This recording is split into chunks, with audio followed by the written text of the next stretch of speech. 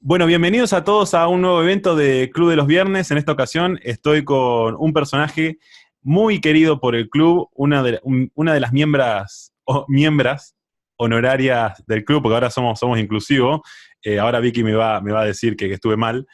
Estamos con Victoria Villarruel. Ella es abogada y fundadora y presidente de CELTIV, el centro que nuclea a las víctimas del terrorismo de los 70 en nuestro país. Y actualmente está dando una cruzada con una batalla cultural impresionante que vamos a tratar de dilucidar en esta entrevista. Vicky, ¿cómo estás? Hola Alejandro, ¿cómo estás? Un gusto estar de nuevo con el Club de los Viernes. Bueno, me alegro que así sea, Vicky.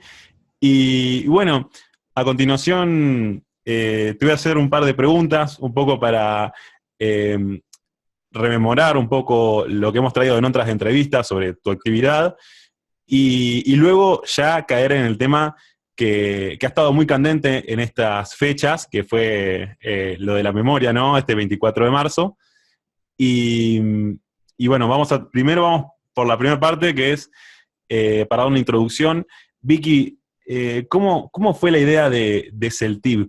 ¿Cuál fue el flash que te dio, la inspiración que te dio para formar CELTIV, que hoy es una institución muy, muy fuerte? Bueno, vos sabés que mi familia fue víctima del terrorismo, mi abuelo sufrió tentativas de bomba en la década del 70, así que desde muy chica yo soy consciente de la existencia del terrorismo y de Ujú. los efectos que causa en la población. Así que cuando me recibí de abogada en el año 2003 en la Universidad de Buenos Aires, ya venía teniendo la idea de crear una asociación civil que Ajá. nucleara a las víctimas del terrorismo. En ese momento no estaba elegido todavía Néstor Kirchner, eso fue pocas semanas después de recibirme, y bueno, cuando me recibo empiezo a estudiar el tema de cómo abarcar esta situación de las víctimas, de las cuales no se hablaba, de Ujú. las cuales los derechos humanos en nuestro país siempre han sido tan indiferentes. Así que me puse en contacto con la ONG de Víctimas del Terrorismo de España, que es Ajá. la ONG más antigua y más grande del mundo. Sí. Bueno, estudié el derecho de los derechos humanos, el derecho internacional humanitario, siempre a la búsqueda de, bueno, lograr de alguna forma explicar un tema que acá en la República Argentina es tabú, un Ujú. tema que siempre tiene mucho contenido de ideología y poco de lo que fueron realmente los hechos. Claro. Y así, luego de unos años de estudiar, de contactar víctimas y demás, en el año 2006 fundamos el CELTIV, el Centro de Estudios Legales sobre el Terrorismo y sus Víctimas. Y Ujú. luego conseguimos la personería jurídica como cualquier entidad de este país ya en el 2008 durante el gobierno de Néstor Kirchner. Claro. Desde ese año, o sea, ya, bueno, ya llevo 15 años trabajando por de alguna manera darle coherencia a la historia argentina, por otro lado también darle visibilidad a estas víctimas que han sido ignoradas por tantos años y hacer un llamamiento al Estado en cada Sí. uno de sus tres poderes porque atiendan la deuda que existe con todas estas personas. Vicky, ¿no hubo palos en la rueda en el medio mientras estabas con Celtiv fundándolo? Sí, hubo muchos palos en la rueda porque, bueno, primordialmente había gente que consideraba que nuestra entidad, por ejemplo, que es una asociación de víctimas del terrorismo, debía además abarcar otros temas, como por ejemplo la situación de los militares presos, etcétera, y nosotros no estuvimos de acuerdo, porque esta es una asociación de víctimas. Claro. Entonces, el único tema que tratamos es el de las víctimas del terrorismo, el reconocimiento de sus derechos, la visión que tiene la víctima sobre lo que vivió y sobre lo que fue la década del 70, Ujú. etcétera. También tuvimos, por supuesto, muchas dificultades con el momento histórico, porque imagínate que esto elegimos hacerlo más allá de que, bueno, es el momento en el que uno está vivo y tiene que hacer las cosas cuando está sobre la tierra, Sí. pero bueno, nos tocó 16 años de kirchnerismo, bueno, a ver, 12 más los 4 actuales, más los 4 Sí. del macrismo, van a ser 20 en total, donde ninguno de estos gobiernos ha tenido una actitud de receptividad hacia el sufrimiento de esta gente inocente y hacia el respeto realmente debido a los derechos humanos, porque los derechos humanos deben ser para todos, independientemente de quién seas, de quién te ocasione el daño, de lo que pienses, etcétera. O sea, los derechos humanos no revisten diferencias por la ideología o por quién es el agresor. O sea, vos los tenés igual. Y bueno, y después, por supuesto, en un principio fue muy difícil porque el pueblo argentino tenía mucho miedo de hablar este tema, entonces el apoyo era dado a nuestra entidad casi en secreto, o bueno, sin que se notara que nos estaban ayudando o que nos estaban apoyando. Así que hoy por hoy la gente se anima muchísimo más a decir lo que piensa respecto de los 70, de los montoneros, de los terroristas. Vos lo deberás ver en tu generación, que es una generación que lógicamente ya lo dice como mucho más abiertamente, de hecho lo dicen en forma bastante salvaje a veces, así que en ese sentido, bueno, creo que estamos trabajando por reconstruir una parte de la historia argentina y más allá de que las épocas que nos tocaron fueron muy difíciles, hoy por hoy se puede hablar con mucha más apertura. Vicky, hablando de momento histórico, me gustaría introducirme en aquella década del 70, ¿no? Que parece que la gente piensa que la dictadura, todos los procesos que vinieron después fueron como espontáneos, como que fue todo de la nada. Y hay como, la historia es un continuo, ¿no? Si vamos a aquella década, ¿qué situación nos encontramos en el 74, 75, en esos años? Bueno, vos sabés que esa es una pregunta crucial porque los años 74 y 75 fueron los años más violentos de la década del 70. Y podrá parecer raro porque había democracia, porque estaba el general Perón gobernando, de hecho, hasta julio del 74, pero la verdad es que en esos 2 años las organizaciones terroristas principales, que fueron Montoneros y el Ejército Revolucionario del Pueblo, literalmente se desataron.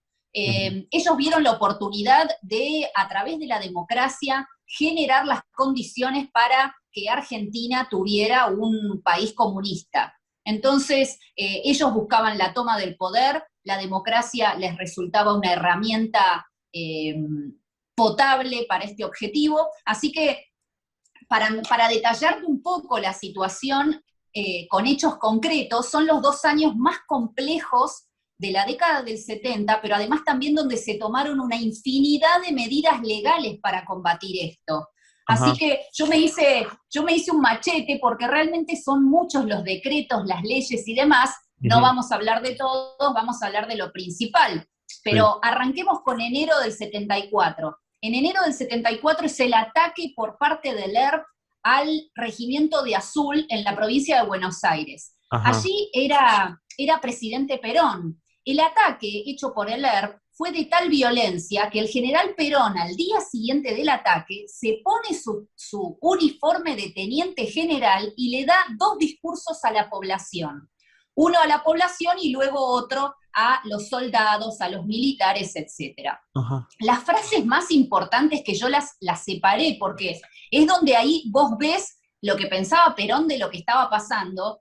Le dice a la población: el aniquilar cuanto antes este terrorismo criminal es una tarea que nos compete a todos. Y después a los soldados y a los militares les dice: sepan ustedes que en esta lucha no están solos, sino que es todo el pueblo argentino el que está empeñado en exterminar este mal. O sea, el general Perón no se iba con chiquitas, no usaba eufemismos, usaba palabras sumamente duras y potentes: exterminar, aniquilar, terrorismo, etc. Cerca de lo que sería una guerra, ¿no? Exactamente, es que estamos cerca del momento en el cual se consagra la guerra interna que vivimos en Argentina. En mayo del 74 ocurre lo que todos conocemos como cuando el general Perón echa a los montoneros de la Plaza de Mayo. Entonces los montoneros pasaron de ser la juventud maravillosa a ser los imberbes, estúpidos e infiltrados. O sea, literalmente Perón, en ese discurso que da el 1 de mayo del 74 en la Plaza de Mayo, primero le dice a los montoneros lo que realmente piensa ya de lo que están haciendo, o sea, ya no les son útiles, y los montoneros ya no creen que este anciano les sea útil a ellos. Pero además, da el discurso detrás de un vidrio blindado, porque existían serias sospechas de que podía haber un atentado contra su vida, o sea que la situación era sumamente grave. Claro. Luego, en julio del 74, Perón fallece. Y a partir de allí asume el poder la vicepresidente de la Nación, que era su esposa. Sí. Ella toma las medidas más importantes de la década del 70 para combatir al terrorismo. Vamos a detallar, en septiembre del 74, bueno, hay una ley que en ese momento era la ley 20.840, que reprimía todos los actos que atentaran contra el orden constitucional. Uh-huh. Después, en noviembre del 74, dicta el estado de sitio. El estado de sitio duró hasta octubre del 83, o sea, casi hasta el momento en que Alfonsín tomó el poder. Claro. O sea, fue un estado de sitio que fue sostenido después por todos los gobiernos de facto. Uh-huh. En febrero del 75 comienza lo que conocemos como el Operativo Independencia, que es la orden dada a las Fuerzas Armadas de combatir en Tucumán a los terroristas del ERP. Este momento histórico es el más importante de la década del 70. ¿Por qué? Porque es el momento en el que se consagra la existencia de un conflicto armado interno, es decir, claro, de una guerra civil. En el momento en el que la Presidente crea el Operativo Independencia, por supuesto a través de un decreto, el decreto 261, a partir de ese momento hay guerra en Argentina. ¿Por qué? Porque las Fuerzas Armadas fueron convocadas a luchar contra el ERP en Tucumán. Por supuesto, luego esto sigue en el sentido de que, bueno, se ilegaliza a montoneros. Sí. Esto ocurre en septiembre del 75. En octubre del 75, luego del ataque de montoneros al regimiento de Formosa, se crea el Consejo de Seguridad y el Consejo de Defensa. Y esto es muy importante porque luego, pocos días después, en noviembre del 75, todas las policías del país quedan bajo las órdenes de las Fuerzas Armadas. Es decir, se extiende de Tucumán, que era en febrero del 75, se extiende a todo el territorio nacional. Y además se le ordena a todas las fuerzas de seguridad, se les ordena que quedan debajo del área de las Fuerzas Armadas. O sea, a partir de ese momento, las Fuerzas Armadas dictan las órdenes en todo el territorio del país. Este decreto, que es el que le ordena a las fuerzas de seguridad que quedan bajo la esfera de las Fuerzas Armadas, lo firmó Cafiero, el abuelo del actual funcionario público. O sea que realmente Cafiero debiera revisar un poco su historia familiar. En síntesis, la década del 70, en estos 2 años, fue el momento más crucial del combate contra los terroristas. Y todas las órdenes y todas las leyes emanaron de gobiernos democráticos. Uh-huh. Claro, claro. Vicky, para profundizar sobre estos grupos, precisamente, ¿qué ideología profesaban? Y si hay un antes y un después de ese discurso que hizo Perón en Plaza de Mayo, ¿hay un quiebre o si siempre profesaron la misma ideología? Bueno, tenemos varias organizaciones armadas. Durante la década del 70 realmente actuaron una cantidad enorme de agrupaciones de tipo militar. Las 2 principales, no solamente porque se extendieron a lo largo de toda la década del 70, sino porque además tuvieron control territorial o acción en todo el territorio del país, son Montoneros y el Ejército Revolucionario del Pueblo. Uh-huh. Ambas tienen diferencias. Obviamente el objetivo primordial era el mismo, era la toma del poder, era llegar al poder e instaurar un modelo a la cubana. Ahora, cada uno tuvo su estrategia, que era distinta, y tuvo su sus principios ideológicos que tenían también diferencias. Ujú. Vamos a arrancar con el ERP. El ERP tiene un contenido más de tipo indigenista, su visión es netamente marxista, por eso replican mucho de lo que el Che Guevara decía en su libro Guerra de Guerrillas, y eligieron por esa razón la estrategia del foquismo, es decir, crear varios focos para que a través de esos focos se generara un camino hacia la revolución. Claro. El Che Guevara en su libro Guerra de Guerrillas lo dice muy claro, él dice que hay que crear un foco, 2 focos, 3 focos, como si fuera Vietnam. Esta fue la estrategia seguida por el ERP, que además tenía una visión de, digamos, de la vida ciudadana de corte ateo, es decir, no tenían ningún tipo de religiosidad o adhesión a la religión católica. Claro. Mientras tanto, Montoneros tiene 2 vertientes de las cuales se nutre principalmente. La primera es el peronismo y la segunda es el catolicismo. Con lo cual, la mayoría de sus combatientes provenían del ámbito obrero o provenían de los grupos católicos, como por ejemplo la Acción Católica, etc.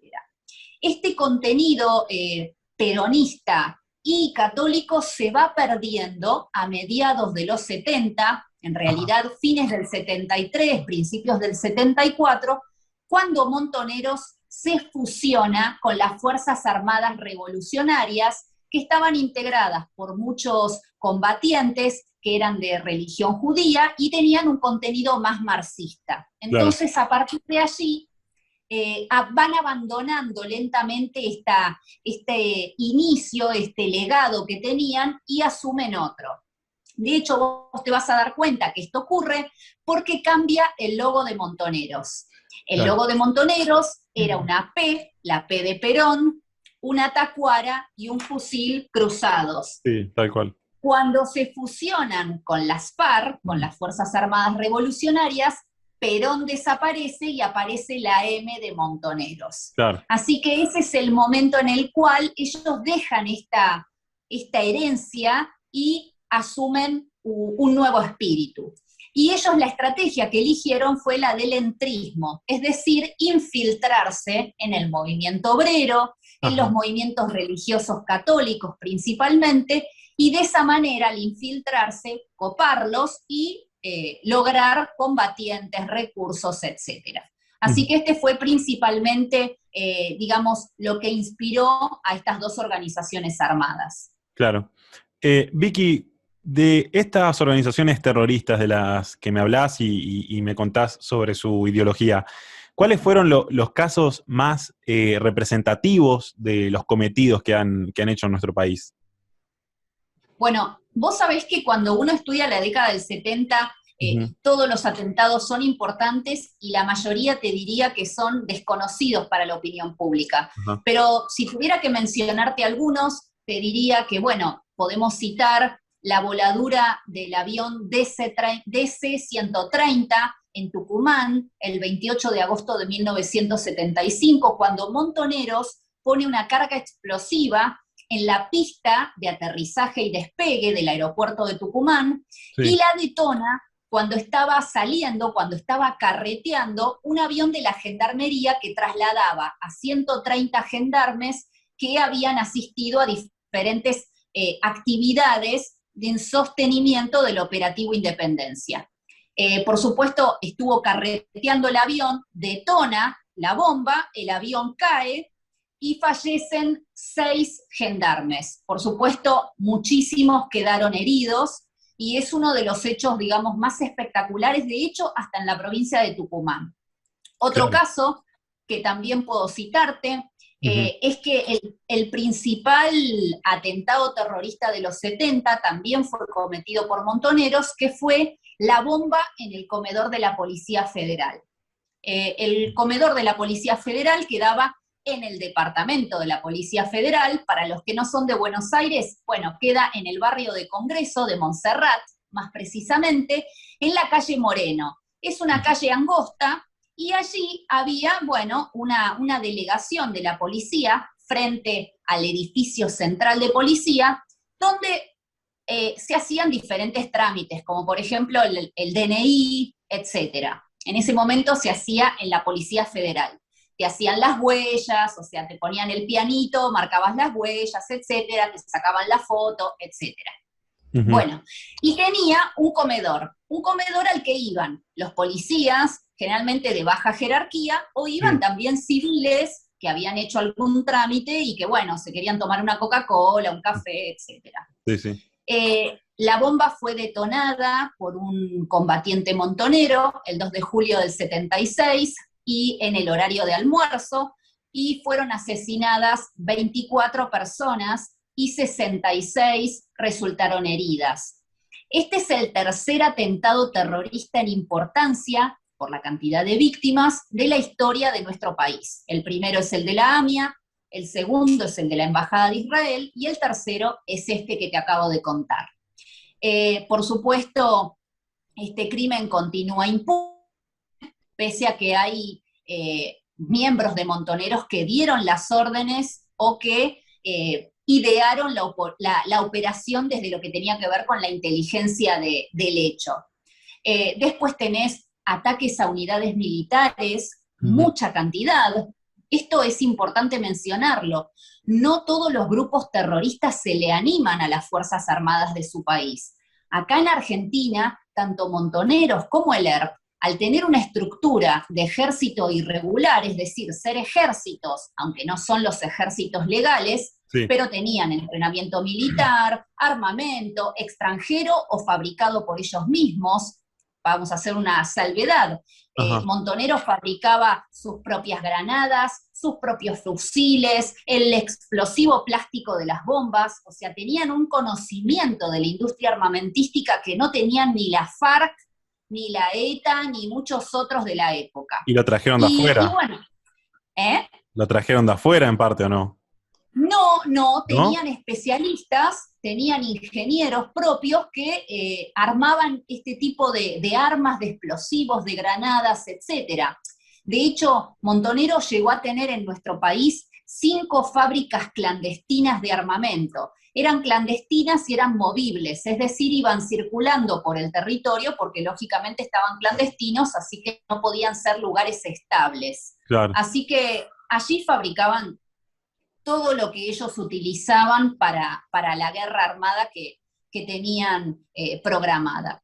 Pero bueno, tenés varios atentados a unidades militares, tenés el ataque al regimiento de Azul, al regimiento de Formosa, al regimiento de Catamarca, a la fábrica militar de Villa María, a Monte Chingolo en provincia de Buenos Aires. Después, por supuesto, hay copamientos de pueblos, General Mansilla, Garín, La Calera, etcétera. Tenés secuestros millonarios, el secuestro que generó el botín más caro del mundo es un secuestro realizado por montoneros a los hermanos Born, por el que percibieron $60 millones. $60 millones de la década del 70, imagínate lo que son. Totalmente. Así que este fue el secuestro de 2 hermanos en la provincia de Buenos Aires, ahí en la zona de Martínez, y bueno, luego los liberaron después de 6 meses a uno y de 9 meses al otro, pero tuvieron que pagar $60 millones, que claro, nunca recuperaron. Nunca recuperó la familia Born el botín, porque el botín fue llevado por varios terroristas montoneros a diferentes partes, pero principalmente a Cuba. De hecho, nunca se supo qué sucedió con eso, pero se sabe que el botín estuvo allá custodiado por Fidel Castro durante varias décadas. Así que, si te tuviera que decir hechos, hay hechos espectaculares de todo tipo, o sea, hasta volaron una fragata, que era la fragata Santísima Trinidad de la Armada Argentina, un buzo táctico que tenía Montonero, llamado Nicoletti, nadó, buceó hasta esta fragata que se iba a inaugurar y le puso una carga explosiva, con lo cual nunca pudo ser utilizada en esos primeros años, tuvo que ser reparada hasta que finalmente entró en circulación nuevamente. Claro. O sea, estamos hablando de gente preparada en todos los ámbitos para llevar adelante una acción armada, una acción de tipo militar que excede en muchísimo a gente de tu edad tirando bombas Molotov. Totalmente. Eh, es increíble lo que me contás, Vicky. Por eso me encanta hablar con vos, siempre tenés estos datos que son espectaculares y que no se dan a conocer, no aparecen en la tele. La única que los difunde sos vos. Y yendo al tema, ya me contaste más o menos cómo recaudaban dinero con secuestros, pero ¿hay otras fuentes de financiamiento que haya solventado a estos grupos? Sí, por supuesto. Mira, de las dos organizaciones, por lejos, la que lo tenía más claro cómo ganar plata era Montoneros. Así que los tipos se especializaron en formar una red económica para solventar la organización. Por supuesto, la principal vía de sostenimiento eran los botines de los secuestros. Claro, El de los Born es el que les dio mucha comodidad durante varios años, pero independientemente de eso secuestraron a mucha cantidad de gente por la que cobraron millones también de dólares o de pesos de la época. claro. Pero también se solventaban con una actividad que hoy está en juicios de lesa humanidad. Mirá qué increíble.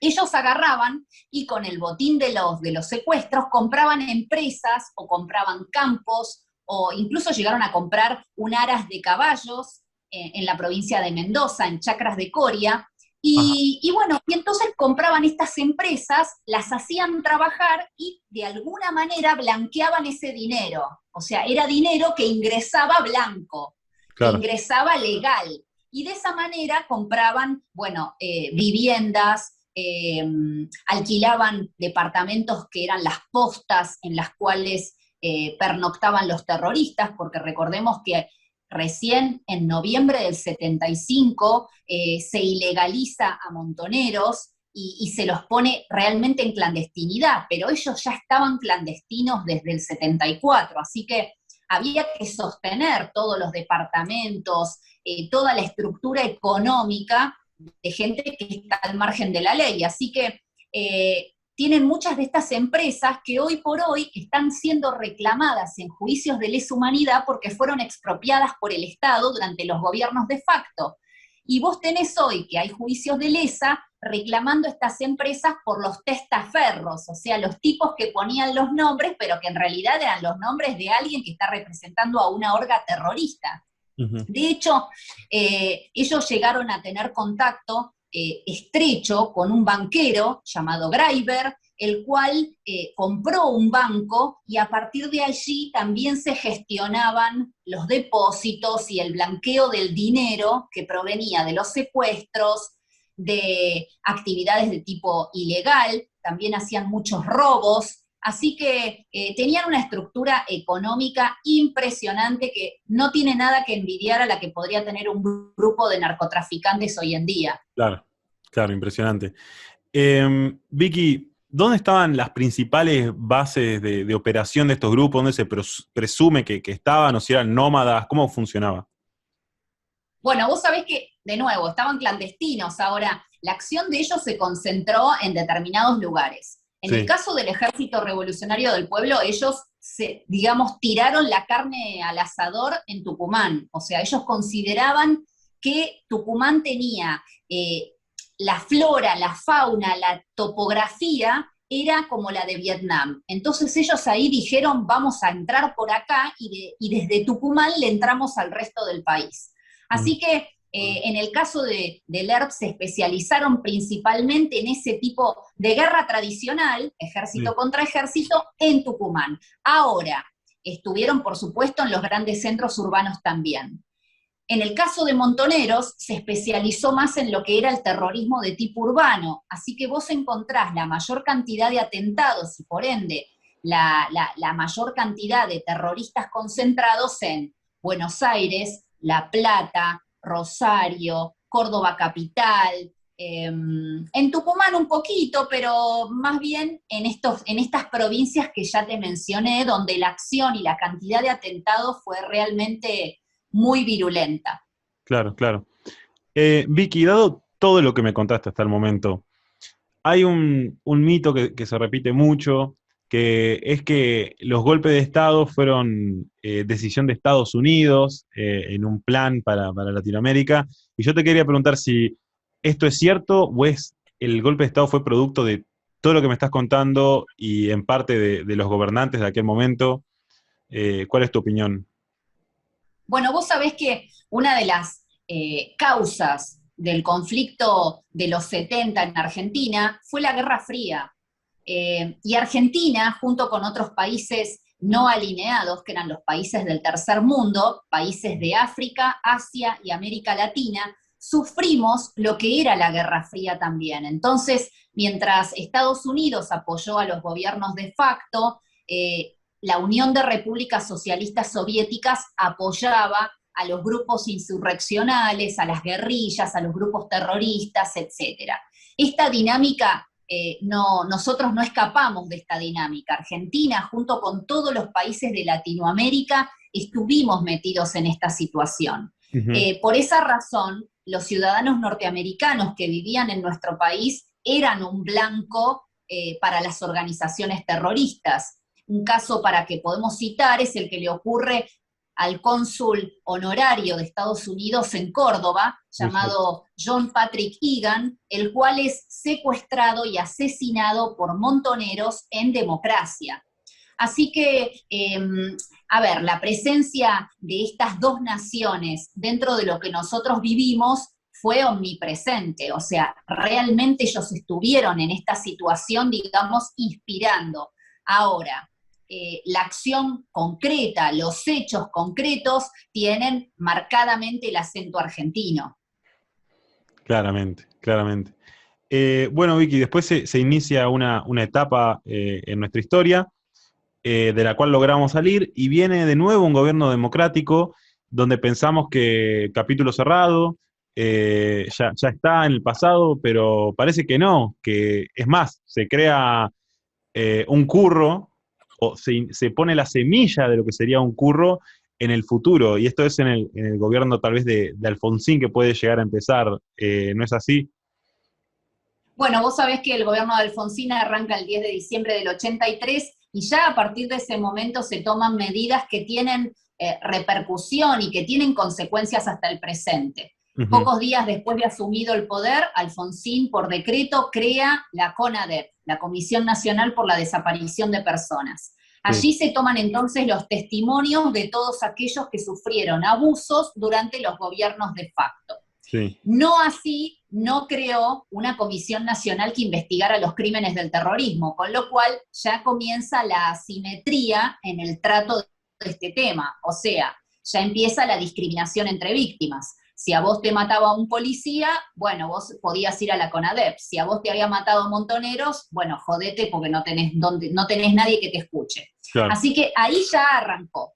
Luego vienen los juicios a las juntas militares, se juzgaron de las 4 juntas militares que hubo, se juzgaron a 3, y se juzgó a 7 cabecillas terroristas. 7 cabecillas que en realidad fueron juzgados solo 5, porque 2 estaban prófugos, Ujú. Firmenich y Gorriarán Merlo. Así que se juzgaron a estos 5 cabecillas. Entonces vos tenés que se juzgaron a las juntas y se juzgaron solo a 5 tipos del otro lado. Bueno, ahí ya empezamos de nuevo con otra simetría. Luego comienzan los juicios a los oficiales y suboficiales, o sea, los oficiales subalternos, es decir, a los que no habían integrado las juntas militares y habían obedecido las órdenes. Con lo cual empezaron los juicios, qué sé yo, por ejemplo, al teniente Pirulo, que tenía tal vez, no sé, 30 años o 29 años. Bueno, no hubo juicios por el otro lado a los terroristas que integraban las estructuras de Montoneros y el ERP. Así que ahí se da la tercera simetría. Bueno, luego, frente a los levantamientos militares durante el gobierno de Alfonsín, que se conocen como los carapintadas, se promulgan las leyes de obediencia debida y punto final, con lo cual se frena el juicio a los subalternos, es decir, a los que habían cumplido las órdenes. A partir de allí queda todo en un status quo. Yo, para serte franca, creo que debiera haber correspondido también que se juzgara a los terroristas, pero no hubo nunca impulso del Estado más allá del juzgamiento de los 5 cabecillas y nada más. Claro. Luego viene el gobierno de Menem. Ajá, En el gobierno de Menem vienen otro tipo de medidas. La primera de ellas es la indemnización para los detenidos desaparecidos y para los desaparecidos. Son dos leyes promulgadas durante el gobierno de Menem, donde solamente se indemnizó a los que habían sufrido supuestos abusos por parte del Estado. ¿Por qué digo supuestos? Porque desgraciadamente se coló un montón de gente que no había sido asesinada por el Estado o que había estado detenida legalmente. claro, Es decir, si vos fuiste detenido legalmente por un juez civil, te hicieron juicio, te respetaron tus garantías constitucionales del debido proceso y finalmente te condenaron, vos no fuiste un detenido desaparecido, fuiste un terrorista que quedó, que te engancharon, te juzgaron y te condenaron. Bueno, claramente. entonces, ¿qué pasó? Que con estas dos leyes se presentó todo el mundo a cobrar y a todo el mundo le pagaron. Entonces, de nuevo acá se da la cuarta asimetría. ¿Por qué? Porque las leyes no reparaban a las víctimas del terrorismo. De hecho, hubo víctimas del terrorismo que se presentaron porque el texto de la ley era bastante confuso y se presentaron a cobrar y les dijeron, no, ustedes no, si no los causó el Estado, no. Así que a las víctimas, taza a taza, cada uno a su casa. Y así solamente se indemnizó, como te digo, a los que sufrieron supuestos abusos del Estado. El tema es que estas leyes tenían un vencimiento, pero bueno, como todo en Argentina, llega Kirchner y el vencimiento se lo hizo imprescriptible. Así que Claro. cualquiera se puede presentar hasta el día de hoy. De hecho, si tenés algún conocido que sea detenido, desaparecido, bueno, se puede presentar hasta hoy, es decir, 40 años después casi de los hechos, y reclamar una indemnización que por supuesto le vamos a pagar todos los argentinos. Ujú. Por supuesto después Menem indultó a todos los militares, a las juntas militares, indultó a los 5 terroristas que habían sido condenados y a partir de allí empieza supuestamente un periodo de paz. Paz que duró poco porque, bueno, en el 2003 ya arrancamos de nuevo con este tema Sí, reabierto de nuevo en forma simétrica, o sea, los derechos se le otorgan a unos y se le violan a otros. tal cual. Y Vicky, ¿cómo está en la actualidad tus fuerzas, tus ganas de luchar contra estas asimetrías? Mira, en primer término, hay que luchar igual, tenga uno o no tenga ganas. ¿Sabes por qué? Porque estas cosas se están multiplicando en un montón de situaciones que no tienen que ver directamente con el tema, pero que imitan lo que pasó antes. Por ejemplo, lo que está pasando en nuestra Patagonia Argentina con el tema de los mapuches. Claro. Muchas de las cosas que ocurrieron antes hoy se están imitando de alguna manera. Entonces vos tenés que los mapuches incendian, usurpan, el Estado por una cuestión de demagogia no quiere tomar cartas en este asunto, no quiere manifestarse, y entonces estas personas siguen avanzando. Es un poco lo que pasó en la década del 70 hasta que el agua nos llegó al cuello y nos tapó finalmente. Así que yo siempre tengo la esperanza de que los argentinos que no participan se sumen y participen porque en el fondo es el país de todos. Los jóvenes como vos heredan una situación que la heredé también yo, y no hay otra forma que implicarse más allá de las ganas y de la desesperanza que nos pueda producir ver la desastrosa clase política que tenemos hasta el presente. Ujú. Bueno, Vicky, tu lucha, la verdad, yo creo que va creciendo, va por camino, va por muy buen camino, porque ya el crecimiento de tu figura y todo lo que vas haciendo, todas las personas que están alrededor tuyo cada vez son más, cada vez te apoyan más, dentro de los cuales me incluyo, dentro de los cuales está el club también. Así que yo creo que vas creciendo y es por eso que todo va por el buen camino. Y bueno, honrado No, de heredar yo esa creo lucha. que sí, yo creo que sí, y de nuevo, yo creo que tenemos que luchar por Argentina, más allá de que muchos hoy se quieren ir, Sí, yo no me voy a ir nunca de Argentina y nunca pienso dejarles este país sin luchar a toda esta gente que lo único que quiere es o que no tengamos libertad o que no podamos ganarnos el pan con nuestro propio trabajo, que seamos esclavos del Estado, que seamos esclavos de la limosna que nos pueda dar el Estado. Entonces, esto no lo tenemos que hacer solo por nosotros, por nuestros hijos si los tenemos. Esto lo tenemos que hacer porque esta es nuestra casa y nuestra casa se defiende. Entonces, nada, creo que a medida que pasa el tiempo, si bien hay mucho esfuerzo en el medio, muchos se van concientizando, van participando y en eso celebro que tu generación se involucre cada vez más, porque bueno, algún día ustedes también van a tener que gobernar este país. Vicky, como siempre, un honor tenerte en el club. Y en cuanto a ustedes, nos vemos en la próxima conferencia del club. Los invito a seguir al club. Hay ya muchos artículos, muchos programas de podcast que los invitamos a leer, a escuchar. Y súmense al club, pueden sumarse cuando quieran. Súmense a Celtiv, acérquense a Vicky, sigan a Vicky, compren sus libros. Eso es fundamental para entender lo que ha pasado. Los voy a mostrar, Vicky, ahí está. Los otros muertos, sí o sí de compra obligatoria, y los llaman jóvenes idealistas. La verdad que son dos obras de arte que no hay en Argentina, no hay bibliografía acerca de eso, y Vicky es la única que escribió. Nos vemos en una próxima entrevista, y Vicky, como siempre, un honor.